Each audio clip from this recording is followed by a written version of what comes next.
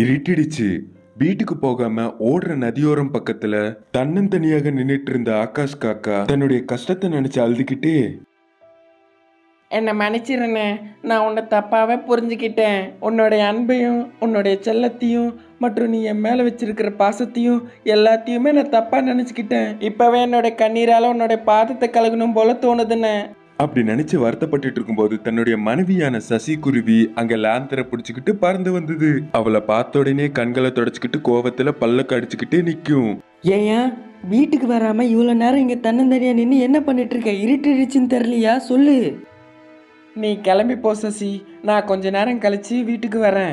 இங்கே தான் எனக்கு கொஞ்சம் நிம்மதியாக இருக்குது. என்னுடைய மனசு தன்னுடைய கஷ்டத்தை இங்கே தனிமையாக நின்று தீர்த்துக்குது மற்றும் கோவத்தை எப்படி குறைச்சிக்கிட்டு அமைதியாக வாழ்கிறத கற்றுக்குது. ரொம்பவே புதுசாக பேசுகிறீங்க. என்னாச்சு உங்களுக்கு? இப்போதான் எனக்கு ஞானோதயம் ஆச்சு. 15 நாளாக ஜெயிலில் இருந்த ஒரு வாழ்க்கை எனக்கு பாடத்தை புகட்டுச்சு. அது மட்டும் இல்லாமல் சொந்தங்க யாரு மற்றும் எதிரிகள் யாருன்னு தெளிவாக தெரிஞ்சது. இப்பயாச்சும் உனக்கு புரிஞ்சுது. அதுவே சந்தோஷம். வா, சீக்கிரமா வீட்டுக்கு கிளம்பலாம் நம்ம. அட நீ கிளம்பி போ சசி. நான் கொஞ்சம் நேரம் தன்னந்தனியாக இருக்கணும்னு நினைக்கிறேன். தனியாக இருக்கிறீங்களா? எதுக்கு மாமா? நீங்கள் என்றைக்குமே தன்னந்தனியான ஆளு கிடையாது. உங்களுக்கு தாலி கட்டின மனைவி ஒருத்தி இருக்கா. எங்கள் அம்மா அப்பாவும் இருக்காங்க. அது மட்டும் இல்லாமல் உங்கள் மேலே அன்பு காட்டுற அன்பு மச்சான்களும் இருக்காங்க. அப்படியாடி? இவங்க எல்லாருமே நான் ஜெயிலுக்கு போனப்ப எங்கேயுமே ஒருத்தரும் காணோம். என்னை ஒரு வாட்டி கூட எட்டி பார்க்கல நான் இத்தனை நாள் ஜெயிலில் இருந்தப்ப. அது மட்டும் இல்லாமல் எனக்கு ஏன் வெளியில் பெயில் எடுக்க கூட எதுவும் பண்ணல. அவங்க எல்லாரும் பண்ணாங்க மாமா. ஏன் பண்ணலன்னு நீங்கள் அப்படி நினைக்கிறீங்க? நான் எந்த அளவுக்கு யோசிச்சு பார்த்தாலும் நீங்கள் பண்ணேன்னு சொல்கிறதுக்கு எந்த ஒரு ஆதாரமும் எனக்கு தோணவே மாட்டேங்குதே. நானே எதிரில் நிற்கிறேன். உனக்கு எந்த ஒரு ஆதாரமும் தேவையில்லை மாமா. அப்படியா சசி? நான் ஜெயிலில் இருந்தப்ப உங்களுடைய அப்பா அம்மா என்ன பண்ணாங்க? அது மட்டும் இல்லாமல் நான் கஷ்டத்தில் இருக்கும்போது எனக்கு துணையாக இருப்பேன்னு சொன்ன உன்னுடைய தம்பி எங்கே போனான்? ஒருவேளை நீ வாங்கி கொடுத்து பெயில் வந்ததா எனக்கு? பின்ன எப்படி வந்ததுன்னு நீங்கள் நினைக்கிறீங்க மாமா? என்னுடைய புறா அண்ணன் சுத்ததுனால வந்தது சசி. மற்றும் என்னுடைய கோபி அண்ணன் காசு கட்டினதுனால வந்தது சசி. நீ ஜெயிலுக்கு வந்து என்னாண்டு அழுதப்ப என்னுடைய அண்ணன் இதெல்லாத்தையும் பார்த்து அவனுடைய நிலத்தை விட்டு அந்த காசால தான் எனக்கு இந்த பெயிலெல்லாம் வாங்கி கொடுத்தது. இது தெரியாதா? உண்மைதான் மாமா. என்னுடைய அம்மா அப்பா எதுவுமே பண்ணல. ஆமாம், நான் தான் வேணான்னு சொன்னேன். உனக்கு பெயில் எடுத்தது எல்லாமே உன்னுடைய கூட பிறந்த அண்ணங்க தான். அதுக்காக என்ன பண்ண சொல்கிற? அவங்களுக்கு கோயில் கட்டி கும்பிடணுமா? அப்படி இல்லைன்னா உன்னோட அண்ணங்க பண்ணங்க எல்லா பெருமை வேலையும் ஊர் முழுக்க சொல்லி அது எல்லாத்தையும் பிரச்சாரம் பண்ணணுமா? நீயே சொல்லு, நான் என்ன பண்ணணும்? நீ எதுவும் பண்ண தேவையில்லடி. உனக்கு தாலி கட்டினதுக்கு நான் இப்போ அனுபவிச்சு தான் ஆகணும். உன்னை கல்யாணம் பண்ணல, இது எனக்கு தேவைதான். நீ கிளம்பு. எனக்கு எப்போ வீட்டுக்கு வரணும்னு தோணுதான் நான் அப்போ கிளம்பி வரேன். அது வரைக்கும் என்னை தன்னந்தன்மையாக விடு. இங்கேருந்து கிளம்பு நீ முதல்ல. அந்த விதமா சொன்ன உடனே அந்த சசி குருவி எதுவும் பேசாம அங்கிருந்து அமைதியா பறந்து போயிடும். மற்றும் புருஷன் ஆகாஷ் காக்காவோட மனசுல இருக்கிற எல்லா பாரத்தையும் நினைச்சு அவன் கண்ல இருந்து தண்ணி வந்தது.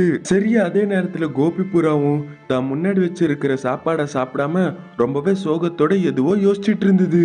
அது அனைத்தும் கவனித்த தன்னுடைய மனைவியான மீனா கிளி, உணவை கண்ணுக்கு முன்னாடி வச்சுக்கிட்டு ஆகாஷ் காக்காவை பற்றி நினச்சா அவன் வந்துருவான் உங்கள் கண்ணு முன்னாடி. அட, என்னுடைய தம்பி ஆகாஷ் காக்காவை பத்தி தான் நான் நினைக்கிறேன்னு உனக்கு எப்படி தெரியும் மீனா? நான் தான் உங்களுடைய மனைவியாச்சு. அது அப்படிதான் எல்லாமே எனக்கு தெரிஞ்சிடும்.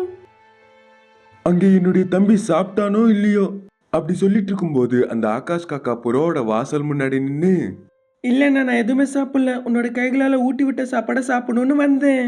அப்படி சொன்ன உடனே கோபிபுரா மற்றும் மீனா கிளி வாசலாண்ட திரும்பி பார்ப்பாங்க. அப்ப அவங்க 2 பேருடைய கண்களுக்கு அழுதுட்டு இருக்கிற ஆகாஷ் காக்கா தென்படும். அதோட அவங்க 2 பேரும் ரொம்பவே சந்தோஷப்படுவாங்க. பாடா தம்பி, என்ன அங்கே நிக்கிற? அட வாங்க குழந்தை நேரம் உள்ள. எப்ப பார்த்தாலும் கெஸ்ட் மாதிரி வாசலாண்ட நின்றுட்டு இருக்கீங்க. இது நம்மளுடைய வீடு, நீங்க உள்ள வரலாம், வாங்க. அப்படி சொன்ன உடனே அந்த ஆகாஷ் காக்கா ரொம்பவே சந்தோஷப்பட்டு தன்னுடைய அண்ணனான கோபிபுரா ஆண்ட நடந்து போச்சு. அப்ப அங்க அண்ணன் தம்பிங்களான அவங்க 2 பேரும் ரொம்பவே அன்பா பாத்துக்கிட்டாங்க ஒருத்தர். அது மட்டும் இல்லாம உடனடியாக மீனா கிளி அந்த ஆகாஷ் காக்காக்கு தட்டுல சோறு வச்சு கொடுத்தது. அட சாப்பிடுங்க குழந்தை நேரம், நீங்க என்னுடைய விருந்தாளி. என்னை மன்னிச்சிருங்கண்ணே. நம்மளுடைய சின்ன வயசுலயே நம்மளுடைய அம்மா அப்பா இறந்து போயிட்டாங்க. அப்பத்துலேருந்து எத்தனையோ கஷ்டங்களை பொறுத்துக்கிட்டு என்னை அம்மா மாதிரி தாங்கிக்கிட்டேன். ஒரு அப்பாவை என்னை வளர்த்தேன். அது மட்டும் இல்லாமல் ஒரு அண்ணாவை எனக்கு கூடவே இருந்தேன். அது மட்டும் இல்லாமல் எனக்கு கல்யாணம் பண்ணி ஒரு வியாபாரத்தை வச்சு கொடுத்து நல்லபடியான வாழ்க்கை அமைச்சு கொடுத்தேன். உப்ப அதெல்லாம் எதுக்குடா தம்பி? வேணும்ண்ணே, எல்லாமே இப்போதான் வேணும். மனைவியோட பேச்சை கேட்டு உன்னை நான் எவ்வளோ வார்த்தைகளை திட்டினேன், தப்பாவும் புரிஞ்சுக்கிட்டேன். நான் எத்தனையோ வாட்டி அசிங்கமும் படுத்தினேன். ஆனா என் மேல உனக்கு ஒரு வாட்டி கூட கோவம் வரல. அது மட்டும் இல்லாம அன்பும் குறையவே இல்லை. டேய் தம்பி, நம்ம நடுவுல இருக்கிற இந்த அன்பு ஐஸ் மாதிரி கரையவே கரையாது. அது மட்டும் இல்லாம இந்த கட்டை எரிஞ்சு போன மாதிரி எரிஞ்சு போகவும் செய்யாது. நம்ம மத்தியில இருக்கிற அன்பு எப்போதும் யாராலையும் என்னைக்குமே தடுக்கவோ இல்ல உடைக்கவோ, அது மட்டும் இல்லாம அசைக்கவோ முடியவே முடியாது. நீ என்னைக்குமே என்னுடைய அன்பு தம்பி தான். எனக்கு நல்லாவே புரிஞ்சு போச்சுண்ணே. யார் நம்ம சொந்தங்க மற்றும் யார் எதிரிகள்னு இந்த அனுபவம் எனக்கு நல்லபடியாக எடுத்து காட்டுச்சு. இப்ப அதெல்லாம் எதுக்குடா தம்பி? நீ நிதானமா அமைதியா சாப்பாடு சாப்பிடு. ஆமா, உன்னுடைய மனைவி சசிகுருவி எங்க போனா? அவள் வீட்டாண்ட இருக்கான்னே. அட, நீங்கள் வரும்போது அவளையும் கூட்டிட்டு வரலாம்ல கொழுந்தனாரே. ஆமாடா தம்பி, அவளுக்கு அடுத்தவங்க மேலே மூட்டி விடுற பழக்கம் ஒன்றும் குறையில, அதனால தான் கொண்டு வரலான்னே. அப்படி சொல்லிட்டு இருக்கும்போது உள்ள வந்த திடீர்னு சசிகுருவி இந்த விதமா சொல்லும். அதுக்கு நீ என்னை விட்டுட்டு வர்றது சரியான விஷயம் கிடையாது.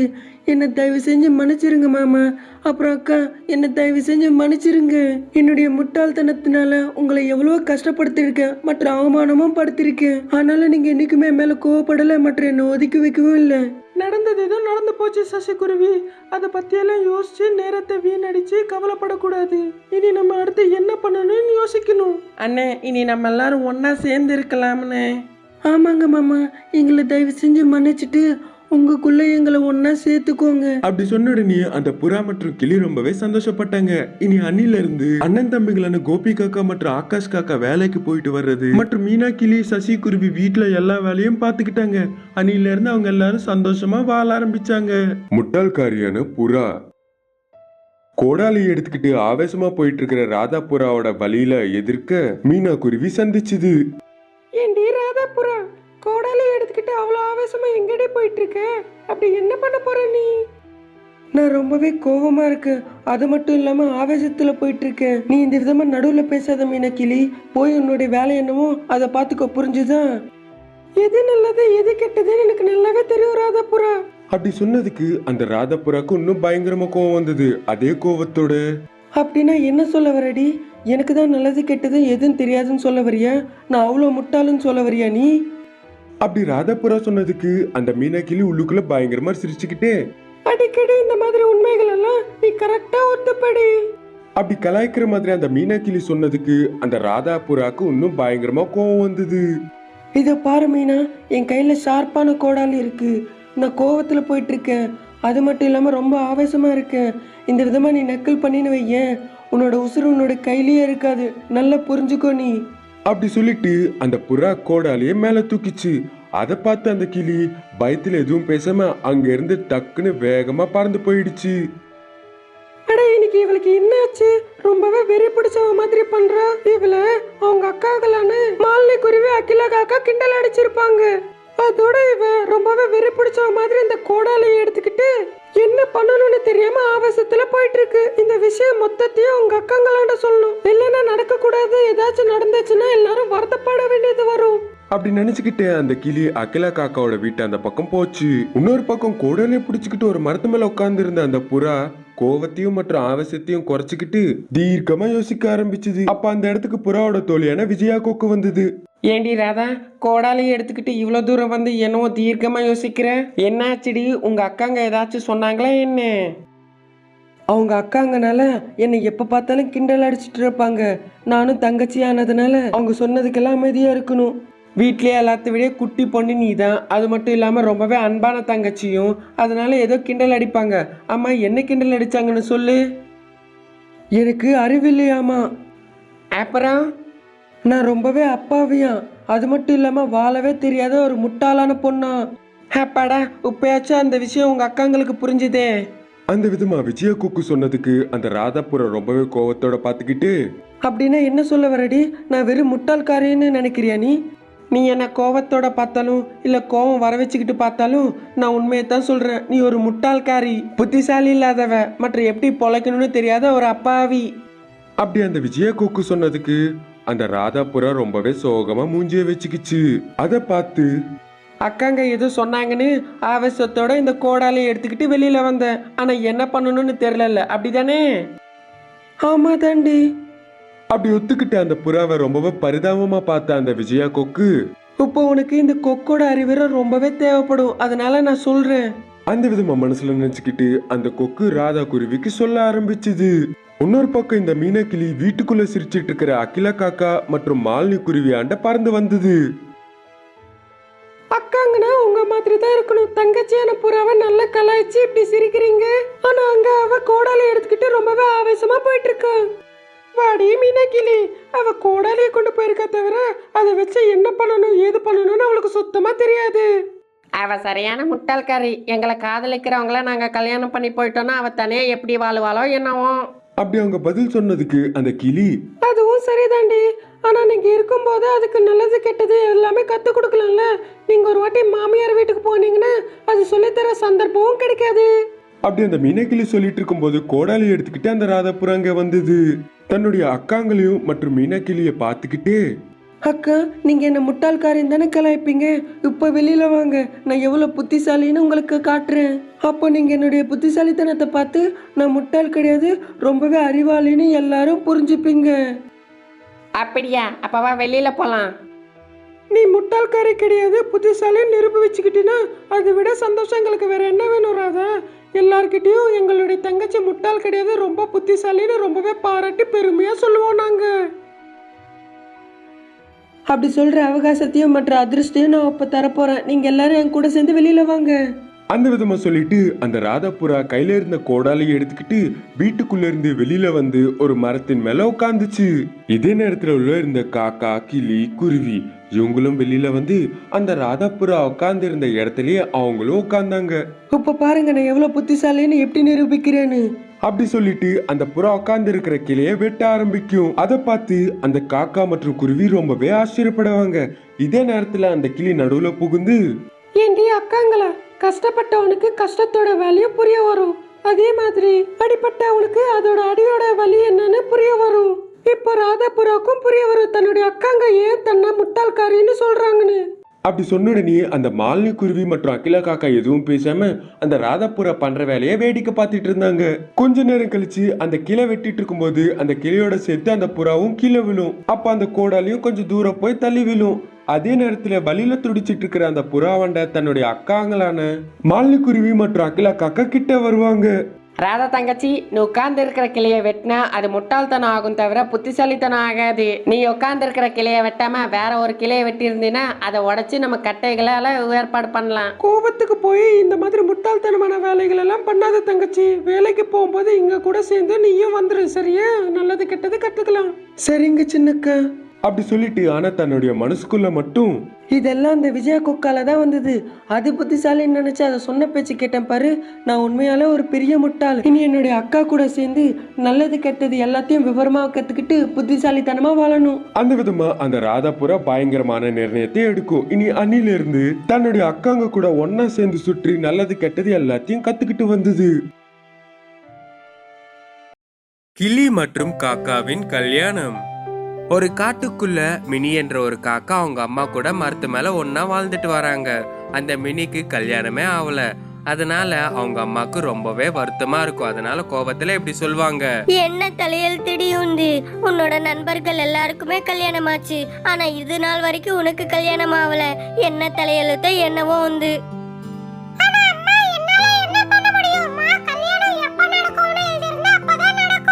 அட எப்படிடி நடக்கும் கல்யாணம்? வர்ற யாருக்குமே உன்னை பிடிக்க மாட்டேங்குது. அப்படி வந்து பார்த்தாலும் உன்னை பிடிக்கலன்னு தான் சொல்றாங்க. பின்ன எப்படி நடக்கும் கல்யாணம்? சமையலாச்சு கத்துக்கோன்னு சொன்னா அந்த சமையல் பேச்சு எடுத்தாலே நீ வீட்ல இருக்க மாட்டேங்கிற. அப்புறம் எப்படி நடக்கும்? அம்மா, நான் எப்படி இருக்கணும் அப்படிதான் இருப்பேன். நடந்தா நடக்கட்டும், இல்லனா நான் தனியாவே இருப்பேன்மா. ஆஹா, உனக்கு என்னடி, நீ நல்லாவே இருப்ப. ஆனா வெளியில என்னால தாண்டி தலை காட்டிக்க முடியாது. அம்மா, நீ இப்படியே பேசிட்டே இருங்க, கிளம்புறேம்மா. அப்போ அங்கிருந்து மினி காக்கா பறந்து போய் ஒரு மரத்து மேல உட்கார்ந்து ரொம்ப சோகமா வருத்தத்தோட யோசிக்கும்.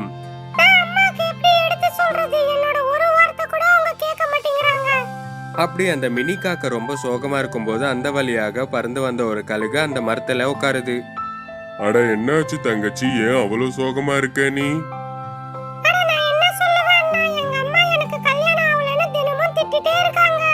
ஐயோ அப்படியா, இதுவா பிரச்சனை? நீ ஒன்னும் கவலைப்படாத, கொஞ்ச நாள் எங்க வீட்டுக்கு வந்து தங்கு நீ, சரியா? ஐயோ, நீ ஒன்னும் வருத்தப்படாத. நான் போய் உங்க அம்மாவை சம்மதிக்க வைக்கிறேன், சரியா? நான் போய் உடனடியாக கேக்குறேன். அந்த கழுகு மினி காக்கா கூட சேர்ந்து அவங்க வீட்டுக்கு புறப்படுவாங்க. அம்மா, மினி தங்கச்சிய கொஞ்ச நாள் என் கூட எங்க வீட்டுக்கு கூட்டிட்டு போலான்னு இருக்கு. அதனால உங்களுக்கு எந்த ஆட்சேபனும் இல்லல்ல? அப்போ அந்த கழுகோட பேச்சை கேட்டு மினி அவங்க அம்மா மினிய அவங்க கூட அனுப்புறதுக்கு சம்மதிப்பாங்க. அதனால மினிக்கு ரொம்பவே சந்தோஷமா இருக்கும். அப்படியே மனசுல இந்த மாதிரி நினைப்பா மினி. மினி அந்த கழுகோட சேர்ந்து அவங்க வீட்டுக்கு புறப்படுவாங்க. வா மினி, வீட்டுக்குள்ள வா. உனக்காக எவ்வளவு பிடிச்ச சுவையான உனக்கான சாப்பாடு கொண்டு வந்திருக்கேன். உங்களுக்கு ரொம்ப ரொம்ப நன்றி அண்ணா. உங்களால எனக்கு கொஞ்சமாச்சும் நிம்மதி கிடைக்கும் இங்க. ஆஹா, கொஞ்ச நாள் இங்க நீ நிம்மதியா தங்கியிருந்து அதுக்கப்புறம் உங்க வீட்டுக்கு புறப்படு நீ. ஆமா, நான் கொஞ்ச நாளாச்சும் நிம்மதியா இருப்பேன் நான் இங்க. அப்படி மினி காக்கா சந்தோஷமா இருக்கும். ஒரு நாள் அந்த கழுகு மினி காக்கா கிட்ட இப்படி சொல்லும். மினி, நான் உணவை தேடி வெளியில புறப்படுறேன். அதனால நீ கொஞ்சம் நிம்மதியா ஓய்வு எடுத்துக்கோ. இல்ல, நானும் வரேனா? இல்ல, நீ எங்க வீட்டுக்கு வந்த விருந்தாளி. அதனால நான் உன் கூட எல்லாம் வேலை வாங்க மாட்டேன். நீ நிம்மதியா இரு, நான் போய் உணவை கொண்டு வரேன், சரியா? அப்படி சொல்லி அந்த கழுகு அங்கிருந்து பறந்து போன பின்பு மினி அந்த இடத்துலயே அங்கேயும் இங்கு சுத்திட்டு இருக்கும்போது மினிக்கு ஒரு பெரிய சத்தம் கேட்கும். அப்ப அந்த மினி எட்டி பார்க்கும்போது ஒரு கெட்ட கிளிகள் எல்லாமே ஒரு கிளியை ரொம்ப அடிச்சு துன்புறுத்துது.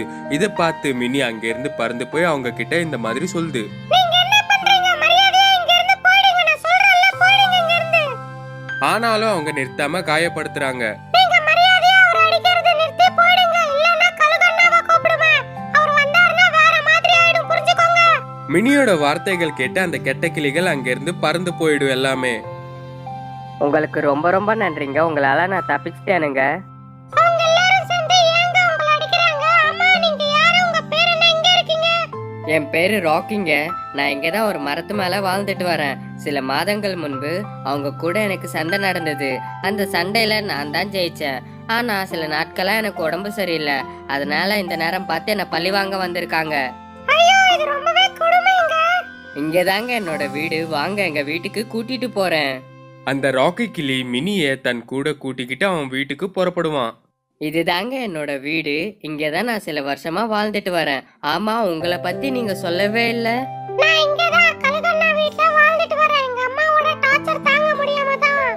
மினி காக்கா ராக்கி கிளிக்கு நடந்த விஷயத்தை எல்லாத்தையும் முழுசா சொல்லும். எனக்கு கல்யாணம் ஆகாதனால எங்க அம்மா தினமும் என்ன திட்டிட்டே இருக்காங்க. ராக்கியும் மற்றும் மினியும் பேசிட்டு இருக்கும்போது ராக்கிக்கு மினிய ரொம்ப பிடிச்சிருக்கும். அதனால மினி கிட்ட இப்படி சொல்வான். உங்களுக்கு கல்யாணம் ஆகலன்னு சொல்றீங்கல்ல, அதனால நீங்க என்ன கல்யாணம் பண்ணிப்பீங்களா? என்ன சொல்றீங்க? நான் உங்களை கல்யாணம் பண்ணிக்கணுமா? நான் உங்களை ரொம்ப சந்தோஷமா வச்சு பாத்துப்பேங்க. அதே மாதிரி எனக்கு சமைக்கவும் நல்லாவே தெரியுங்க. ராக்கி சொன்ன பேச்சுக்கு மினிக்கு ரொம்பவே சந்தோஷமா சிரிப்பு வரும். அதனால ராக்கியும் மினியும் சேர்ந்து மினி அவங்க அம்மா வீட்டுக்கு போனாங்க. மினி அவங்க அம்மா கிட்ட சொல்லி ராக்கிய கல்யாணம் பண்ணிக்கிறேன்னு சொன்னாங்க. அவங்க கல்யாணம் பண்ணிக்கிட்டு சந்தோஷமா இருந்தாங்க.